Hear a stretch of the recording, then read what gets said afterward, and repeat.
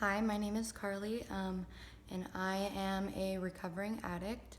I have never made a YouTube video before, so just bear with me. I feel a little weird just talking to my camera, but I really wanted to make this video just to talk about my story, my experience, and my whole goal is to hopefully help somebody that might be struggling or going through this, especially with everything going on in the world right now with the pandemic.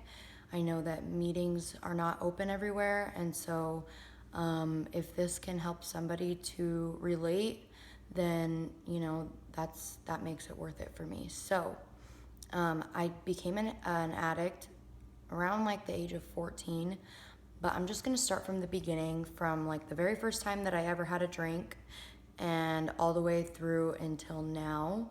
I have 2.5 years clean almost. My clean date is January 26th, 2018.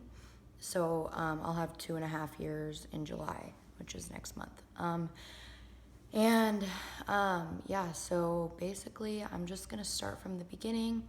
The first time that I ever had a drink of alcohol, I was around, I think I was like 10 or 11 years old, which is super young. And I remember I went over to my friend's house. It was like the end of 7th grade, 6th or 7th grade, something like that, middle school. And it was like the last day of school, and so me and 3 friends, we were all gonna have like a sleepover. And one of my friends had, like, her parents had like a loft area on top of their garage, so like that's where we were gonna like sleep and like have our little sleepover. And one of my friends brought 40s, which is like a type of alcohol, and I just like totally like got blackout drunk at like 10 or 11. I must have been 11 years old.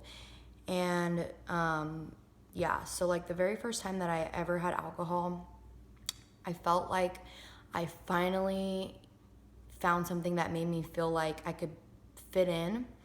Like from a really young age, I always just really felt like I never fit in, like I was always the odd person out, and I really just struggled with body image.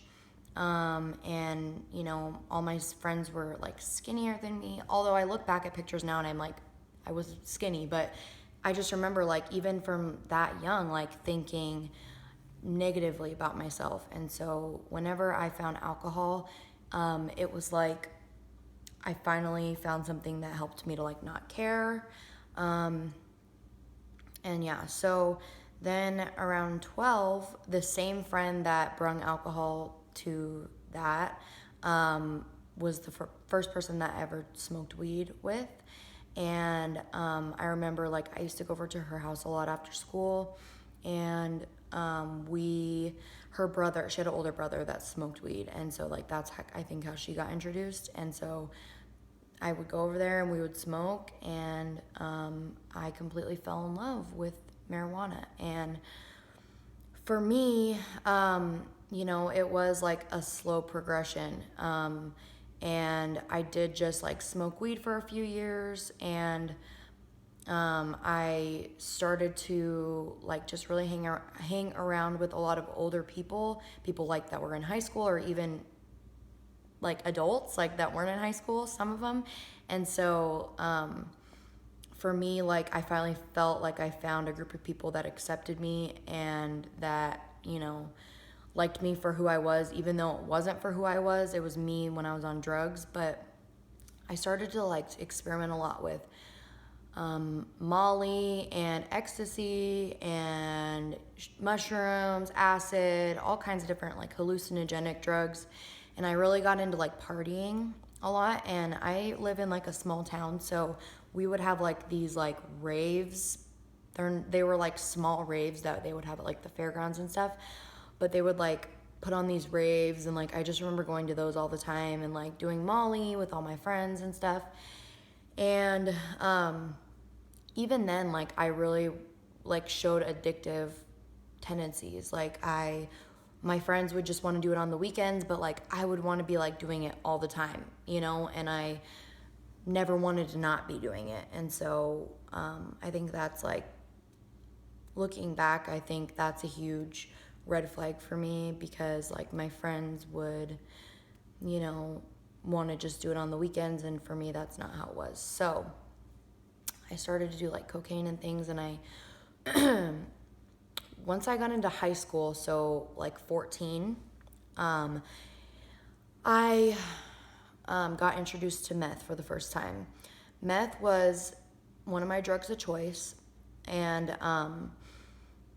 I remember I started out smoking it, and I absolutely fell in love with the way that it made me feel. And I pretty much from like the very first time that I did it, like really couldn't put it down. And, you know, I got into high school, and I'm like a freshman in high school, and I was not sleeping, I was not eating, I dropped weight like that. I was finally like skinny, and that's like all I wanted my whole life. So for me, that was a huge plus side to it. And at first, I think, my parents really just thought that I was like going through a phase, and they knew that I smoked weed and they knew that I drank. So like I think they just attributed the way that I was acting so weird to just that. And I started getting really heavy into meth, and I, kind of started to drop all those other friends that, I really started smoking weed and doing Molly and stuff with, and I started to make new friends, bad friends. And I don't know, you guys, I just really started like throwing my life away, and I dropped out of high school in freshman year, and because I just wanted to be running around, running the streets, and I met this guy, and I just really went off the deep end. And whenever I met this guy, we'll call him, I don't want to use his real name, but we'll call him Trevor. Whenever I met Trevor, was like another point where I really started to get like really heavy into my addiction. And he is the one that introduced me to heroin, which is my other drug of choice. And he had an apartment, and so I dropped out of school, and then like after a few months of being dropped out, I realized that I really wanted to try to finish and get my high school diploma.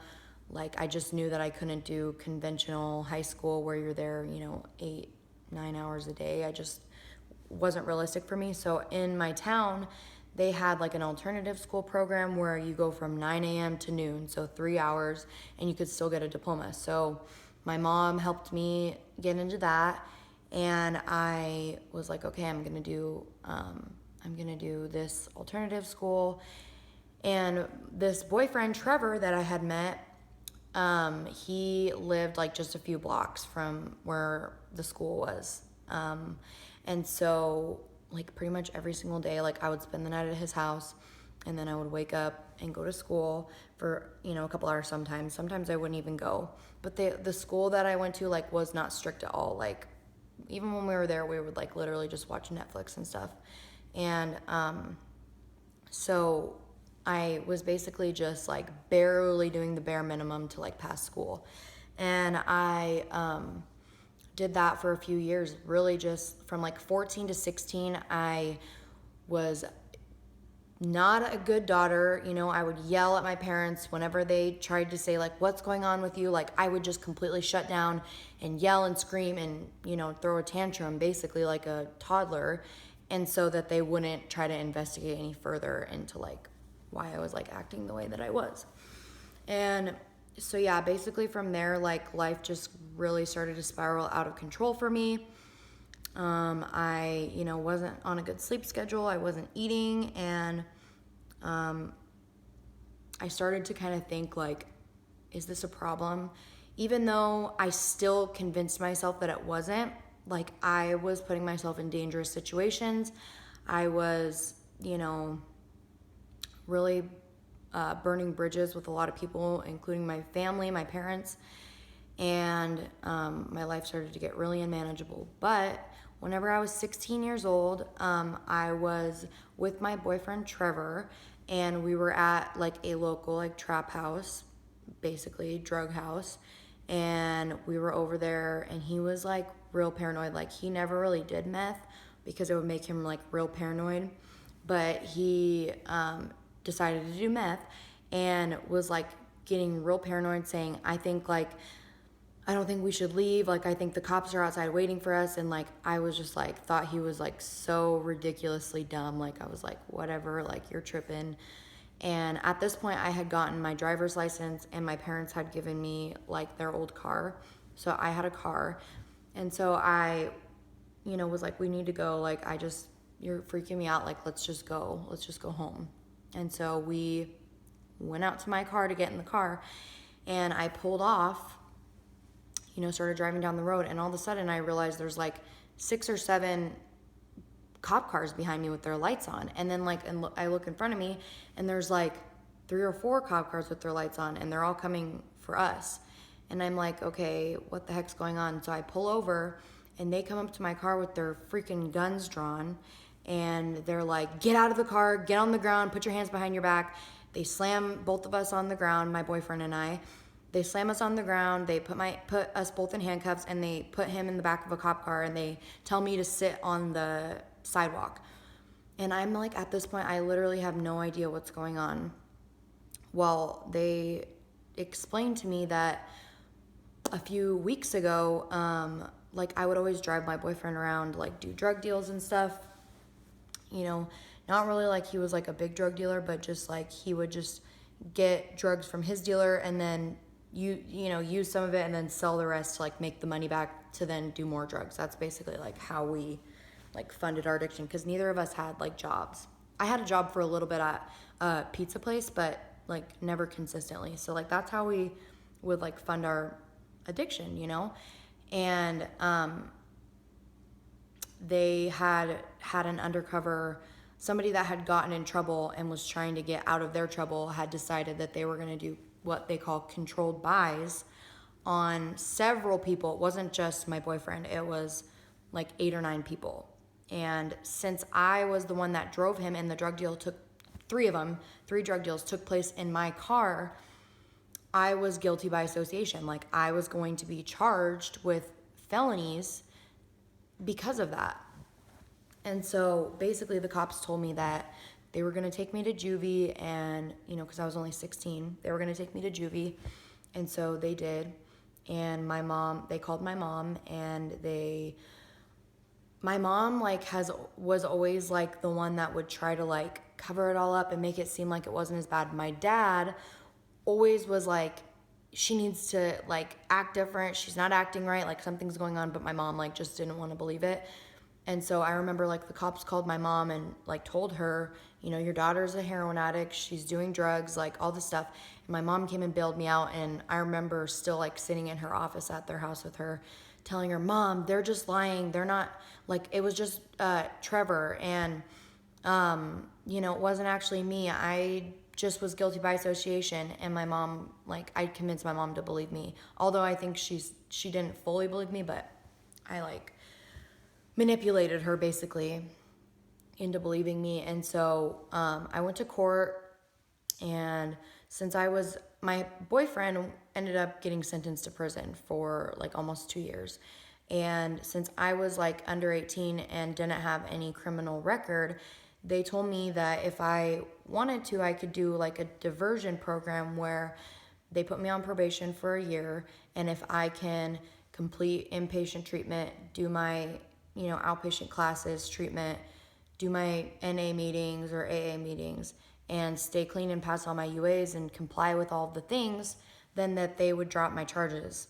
My mom and I like talked about it. My dad finally ended up finding out about it. We tried to hide it from him for a while, but then like we realized like he's gonna have to find out. So I ended up starting my probation, and I remember they sent me to a 45-day like treatment inpatient program, and I completed it. I got out, and like literally within 2 days I was already using again, because I still hung around the same people, I still went to the same places, and I still had the exact same behavior. All I did was go to a treatment program to try to get my probation officers and my parents and all the people off my back. And then I would just go right back to what I was doing, which that continued on for the next 2 years, basically. Like, a lot happened in between then. I went to juvie a lot, in and out, which was really hard for me. And I went to rehab again to the same exact program for another 45 days. And then when I got out, that's when I met James. And James is my husband. And that's like when our relationship started. And so like whenever I got out of treatment for the second time is when I met him. We were both in an outpatient treatment program, which is basically just like classes you go to 3 times a week, or it's different depending, but for us it was like 3 times a week. And that's where I met him. And so whenever I met him, I had like 30 or 60 days clean, I think, and he had like around the same. And yeah, we met and we started hanging out, and it didn't take very long before we were using together. And that basically started a spiral. And I, had dated other people, Trevor, and then like I had another really serious boyfriend in between James and Trevor. But like a lot happened, and I can like explain a lot more. I have like lots of stories of stuff that happened, but I'm basically just giving like an overview, because if I sat here and told all the little things that happened in this video, it would be like hours and hours long. So yeah, me and James like really started to use together a lot. And then whenever I turned 18, like I was in and out of treatment programs and jails and stuff a lot, but whenever I turned 18, my probation officers, like I was only supposed to be on probation for a year from 16 to 17. But since I, kept getting probation violations and all that stuff, they ended up extending it till 18. And whenever I turned 18, I, expired. Like they couldn't keep me on anymore. And so I ended up getting convicted of all my charges, and they sentenced me to 5 months in jail, which is not very long. But for me, like I had only been to juvie, and for 30 or 60 days at a time, so 5 months, like I was not happy. But I knew that once I got out, like I was going to be off paper, off probation, like all my stuff was going to be done. And so I was like, okay. So I went to jail for 5 months, and I was not clean while I was in jail. I used here and there whenever stuff would come in, and I just really started to have a clear head while I was in jail. But I knew when I got out, like my parents had kicked me out at this point. They were just like done dealing with me until, unless I wanted to like stay clean, which I didn't. I knew I didn't. Like I just wasn't done yet. And I don't know how to explain that, because to some people that aren't addicts, it might sound like, okay, your life is miserable, you're in jail, like wouldn't you want to just stop? But for me, like I didn't want to stop. I wanted to keep getting high, even though my life was like miserable and I was going to be homeless when I got out. So I got out, and James was like, okay, well, why don't you just come and live with me at my parents' house? And like in between whenever I got kicked out of my parents' house and when I went to jail, I was like renting a room at this basically trap house for a few months, which was really bad for me. And I was just making really, really bad decisions, and was starting to sell drugs and really putting myself in a lot of danger of getting more charges and potentially going to prison. But I just didn't care, like I was just looking for any way to like fund my addiction, basically, because whenever you're an addict, the big thing is money, like you need the money to pay for the drugs. So all day, every day, and I'm not exaggerating it at all, like any waking moment that I had was either spent trying to get money to get drugs, or trying to get drugs, or getting high. There was nothing else that mattered in my life, besides those things. So basically my whole life revolved around getting high. A lot of that included just selling drugs, one way or another. And yeah, so basically like When I got out of jail, James told me to come and live with him and his parents, and that did not go well. Like James and I were just so toxic for each other when we were in an active addiction that we would like fight and we would scream and we would break things, and it was just all bad. And I started to use needles, so I started to shoot up, which before like this whole time I had really just been smoking.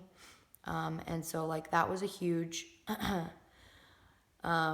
turning point for me, because not only was I addicted to drugs, but now like I'm addicted to just the needle in general.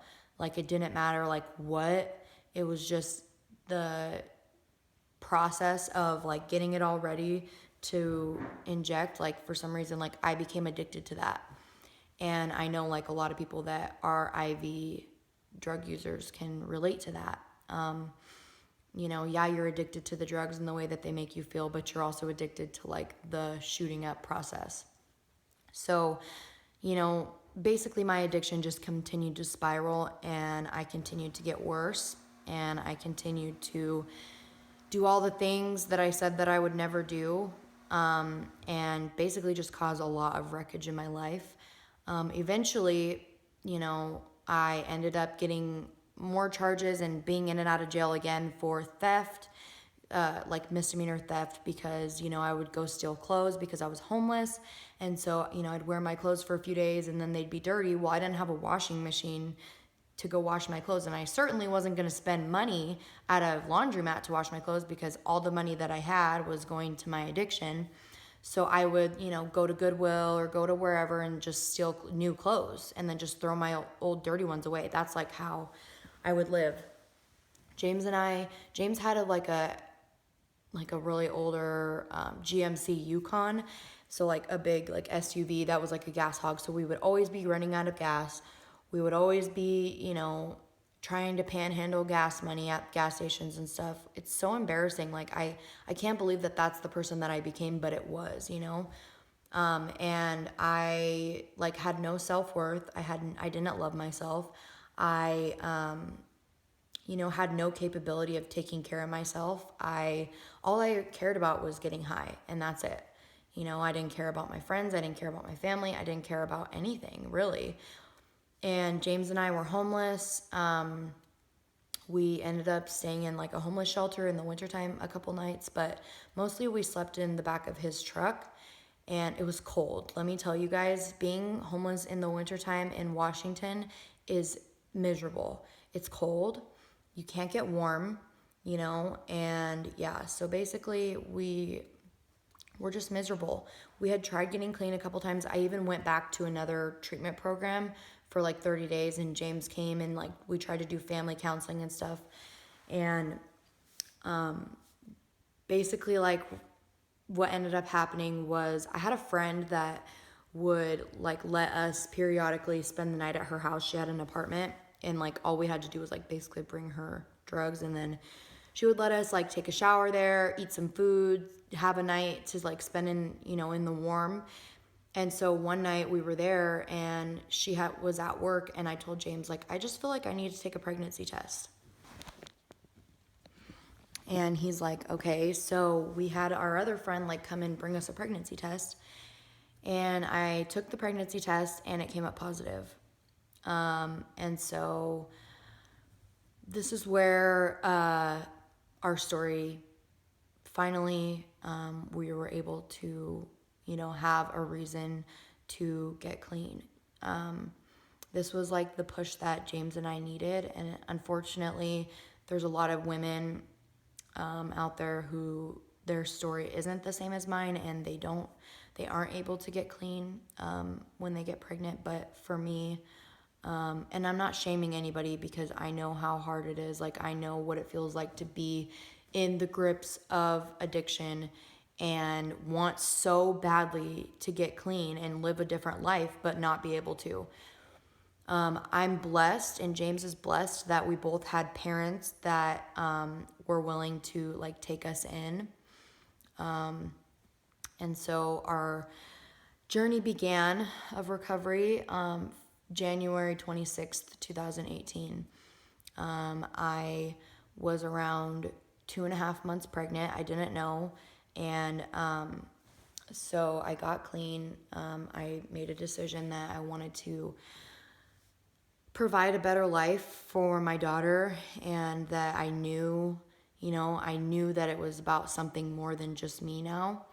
And yeah, so basically what happened was I got clean. I reached out to a woman in the program, that's my sponsor now, and I told her, like, I need help. James and I need help, and she was right there to help us. And that's the thing about the program of Narcotics Anonymous, is that as soon as you're ready to get clean, like, they are there with open arms, and that's exactly what happened for me.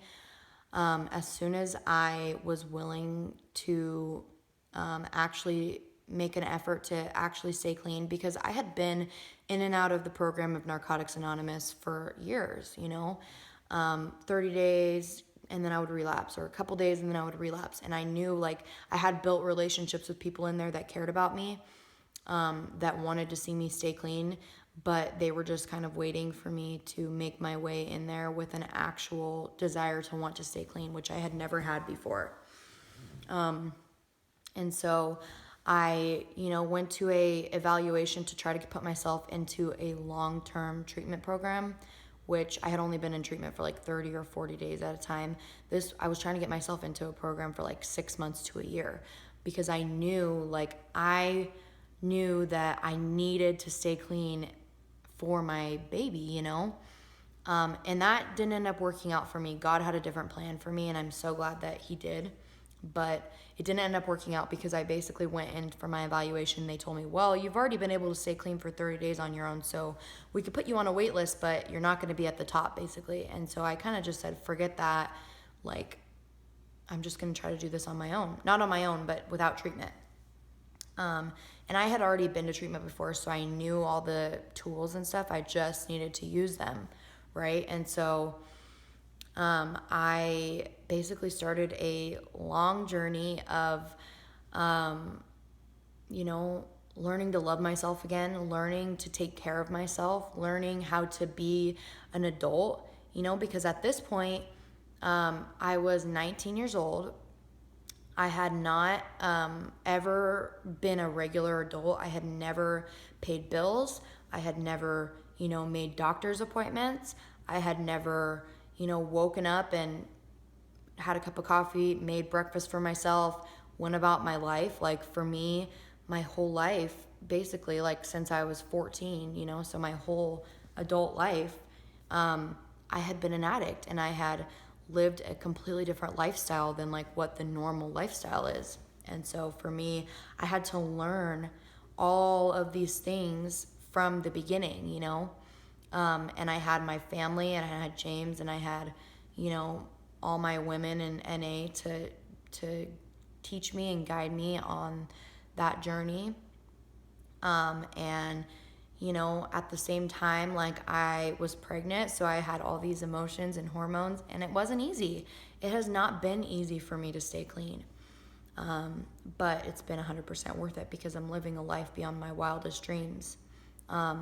I'm a mom, and that is the biggest blessing in my entire life, is being a mom to my baby. She completely saved my life.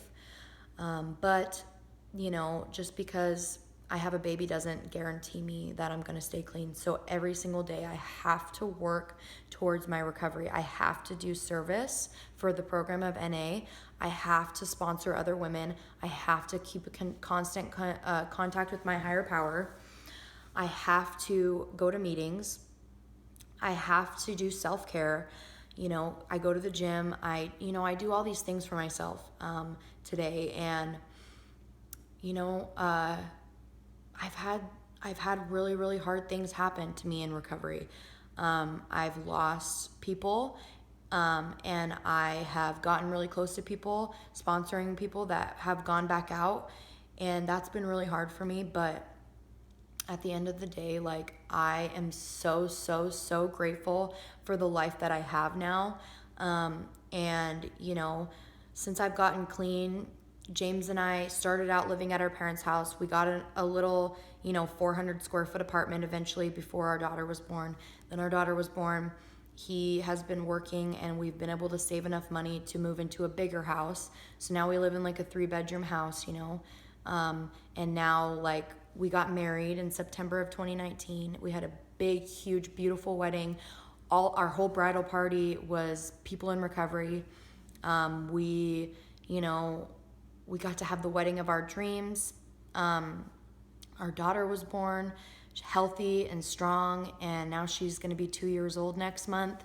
And you know, we get to go camping, and we get to go fishing, and we get to go hiking, and we get to, you know, go wheeling and do all these things that we love.